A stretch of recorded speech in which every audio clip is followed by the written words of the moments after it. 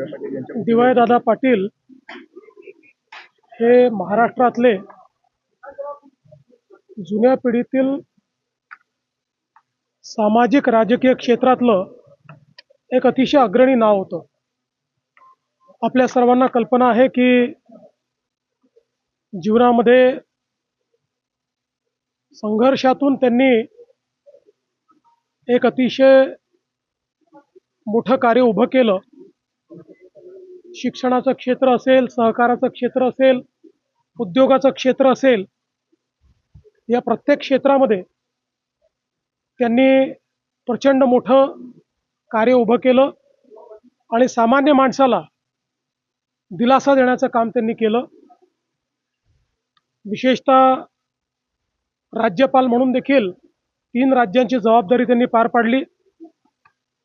त्यापूर्वी आमदार म्हणून असेल, वेगवेगळ्या पदांवर त्यांनी जे काम केलं, प्रत्येक कामाचा त्यांनी आपला एक ठसा उमटवला आणि सर्व पक्षांमध्ये अतिशय जवळचे संबंध त्यांचे होते.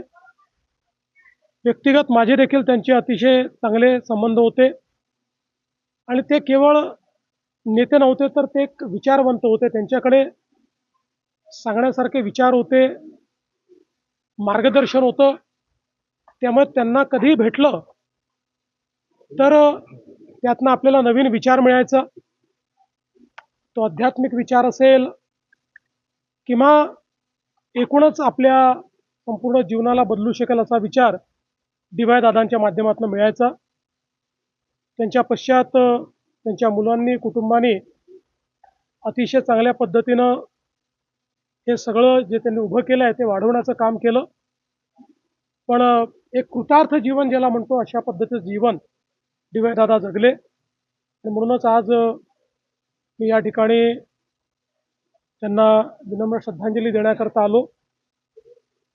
मी आज बंटी साहेबांना सांगत होतो, त्यांना आठवण करून दिली की त्यांचा माझा संबंध तसा जुना आहे, पण 1998 साली मी त्यांच्या घरी आलो होतो. त्यानंतरही आलो, पण ते पहिल्यांदा आलो होतो त्यावेळेस मी महापौर होतो आणि तेव्हापासनं डी.वाय. दादांचा जो काही संबंध आला तो सातत्याने म्हणजे बंटी साहेबांचा आणि त्यांच्या बंधूंचा तर येतच गेला, पण दादांचा संबंध देखील जवळचा आला.